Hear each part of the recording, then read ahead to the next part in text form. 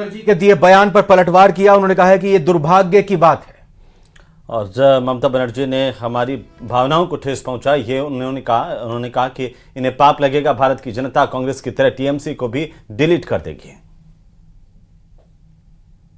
दुर्भाग्यपूर्ण बात है, इस देश में रहते हैं, देश का खाते हैं और देश के विरोध में ही हमेशा बोलते हैं, जिसमें ममता बनर्जी हो, राहुल गांधी हो और उनके मित्र लोग हों। इन लोगों ने तय किया हुआ है कि भारत की संस्कृति, भारत की परंपराएं, यहाँ की आस्था, सनातन, उन सब के प्रति इस प्रकार की अपशब्द बोलकर, उनका अपमान करके और ये लोग देश के लोगों का स्नेह पालेंगे। अब देश के लोगों ने धीरे धीरे इनको डिलीट करना शुरू किया है।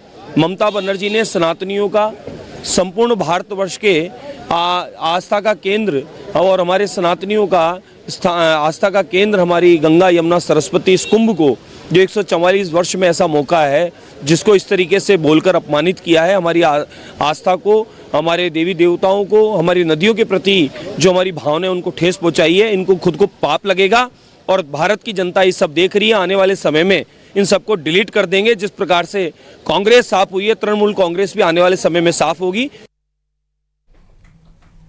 और आइए बात अब एक बार फिर से करते हैं आपनों बजट की। हमारे साथ बड़ा पैनल लगातार बना हुआ है। स्वागत करते हैं, राखी राठौर जी बीजेपी से हैं, बहुत बहुत स्वागत राखी जी। यशवर्धन सिंह जी कांग्रेस हैं। यशवर्धन जी आपका भी बेहद स्वागत है। राहुल अग्रवाल जी आप सेक्रेटरी हैं होटल एसोसिएशन के, और रामपाल जाट जी भी हमारे साथ जुड़ चुके हैं, किसान नेता हैं। निरंजन पोद्दार जी राजनीतिक विश्लेषक भी हमारे साथ लगातार बने हुए हैं। रामपाल जाट जी, किसानों के लिए तो दावा किया जा रहा है बहुत कुछ दिया गया है, और इस बजट की अगर घोषणाओं पर नजर डालें तो कई तरह की सौगातें तो मिली ही हैं।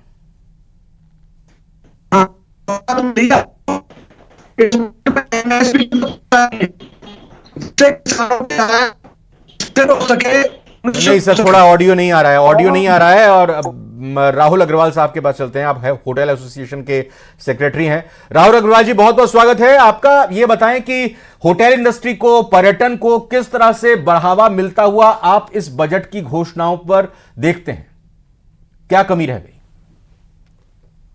सर, बजट में घोषणाएं काफी हो रही है, और जैसा पूर्व में भी बात हो रही थी, मैं राखी जी की बात पे भी आता हूं, जो उन्होंने कहा कि होटलों के लिए फायर एनओसी 3 साल का प्रावधान किया। राखी जी, सर्वप्रथम तो जितनी भी पर्यटन नीति है राजस्थान सरकार की, उसमें होटलों के लिए 10 साल के लिए फायर एनओसी का प्रावधान है, पहली चीज।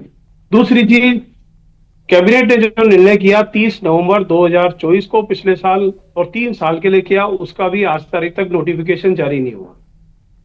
तीसरी चीज, राजस्थान में 10 से 15 हजार पर्यटन यूनिट है। पिछले माह तक मात्र 1293 पर्यटन यूनिटों को उद्योग का फायदा मिला है।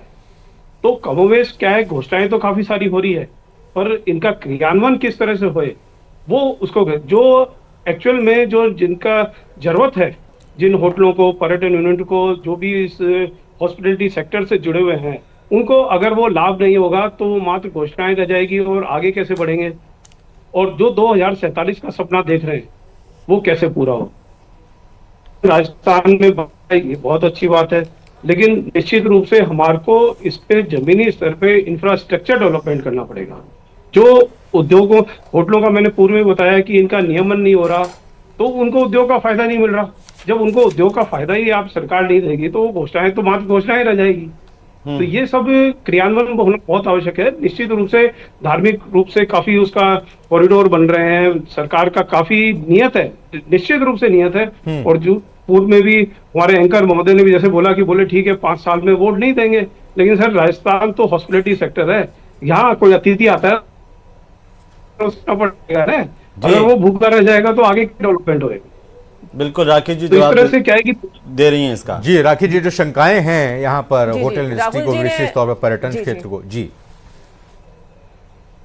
देखिए राहुल जी की बात बिल्कुल ठीक थी। वो फायर एनओसी की बात जो है वो जनरल बात थी, जब जो आज के बजट में अनाउंसमेंट हुआ है कि 1 साल की जगह 3 साल तक फायर एनओसी दी जाएगी। 10 साल का प्रोविजन जो है वो पर्यटन नीति में 2024 में दिसंबर में दिया गया था। लेकिन मैं ये राहुल जी से पूछना चाहती हूँ कि सिर्फ और सिर्फ एक ही एस्पेक्ट नहीं है पर्यटन को आगे बढ़ावा देने का। रविंद्र जी, मुझे वो समय भी याद है जब राजस्थान के अंदर महिलाएं असुरक्षित थी। अगर हम लोग काम कर रहे हैं महिला अपराध को रोकने के लिए और उसमें कमी भी हम लाए हैं, अगर हम 21,000 किलोमीटर की सड़कों का निर्माण करते हैं, अगर अलग अलग कॉरिडोर्स बनते हैं, तो क्या पर्यटन उद्योग को फायदा नहीं होता है? आप ये समझिए इस बात को, सिर्फ और सिर्फ होटल्स को सारी सहूलियत देने से नहीं, लेकिन बाकी इंफ्रास्ट्रक्चर को डेवलप करने से काम होगा। जब हम एक कंप्लीट लेवल पर आकर के जब डेवलपमेंट करेंगे तभी पर्यटन उद्योग आगे चल सकता है। और इसीलिए हमारे मुख्यमंत्री जी ने महिला सुरक्षा की भी सुनिश्चितता की है, सड़क ढंग से बने इसकी भी सुनिश्चितता की है। लोग आगे बढ़े और उनके पास पैसा हो तभी पर्यटन क्षेत्र जो है वो आगे डेवलप कर पाएगा।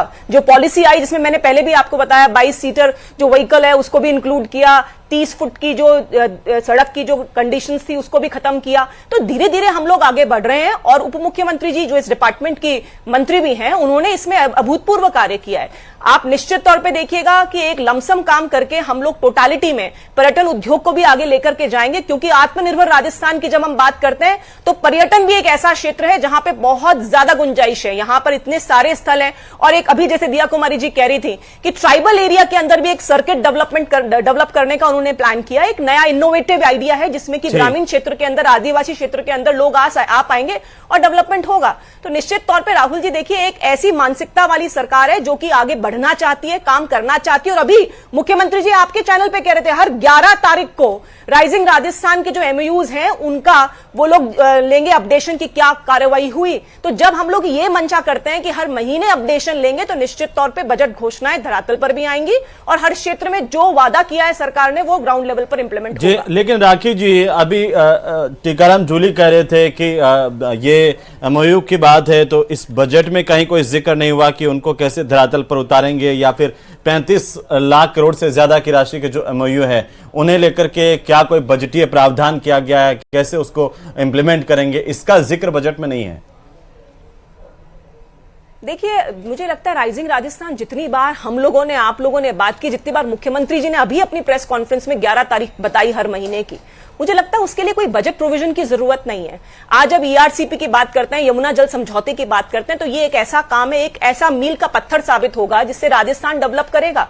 35 लाख कुछ करोड़ प्रावधान तो होने चाहिए थे कि कैसे आप व्यापारियों को जो निवेश लेकर के आ रहे हैं उनको भूमि यहाँ पर उपलब्ध करवाएंगे, उनको संसाधन कैसे उपलब्ध करवाएंगे जब वो इतना निवेश कर रहे हैं, तो हमारी तरफ से उन्हें क्या दिया जाएगा। खैर मैं आता हूं उस पर भी जी। वो एमओयूज में मेंशन होंगे, ठीक है पोद्दार साहब, कंडीशंस जो हैं वो एक सोच बात के जिस किया पर मैं होगा आना चाहता हूं जिसका जिक्र नहीं होता है इस पूरे बजट के दौरान, लेकिन इस बात की प्रशंसा करनी चाहिए कि जो सीवरेज से और मेन हॉल में सफाई के दौरान हमारे सफाई कर्मचारियों की मौत का मसला पूरे देश में एक बहुत गंभीर बात थी, उस पर सरकार ने कम से कम सोचा है और ऐसी दुर्घटनाओं की रोकथाम के लिए 100 अत्याधुनिक रोबोटिक 3-in-1 सीवरेज सफाई मशीनें उपलब्ध करवाने का निर्णय लिया है। बजट में इसको बताया गया है। इसे आप कैसे देख रहे हैं? एक बड़ा मुद्दा है ये, आज तक हम इसकी प्रतीक्षा कर रहे थे कि हम सफाई में भी मशीनीकरण का मैं इसमें एक चीज और जोड़ देता हूं हेमंत, हमने भी देखा कि कई नगर पालिका, नगर निगम में, नगर परिषद में हम ये देखते हैं कि इक्विपमेंट्स होते हैं, गाड़ियां होती हैं कूड़े उठाने की, ग्लव्स होते हैं, तमाम साधन होते हैं, लेकिन वो धूल फांक रहे होते हैं। क्या ये सिर्फ खरीदने के लिए ही बस सीमित रह जाएगा या फिर इसका इस्तेमाल भी होगा? जी देखिए रविंद्र जी, आपने 2 प्रश्न किए, दोनों प्रश्न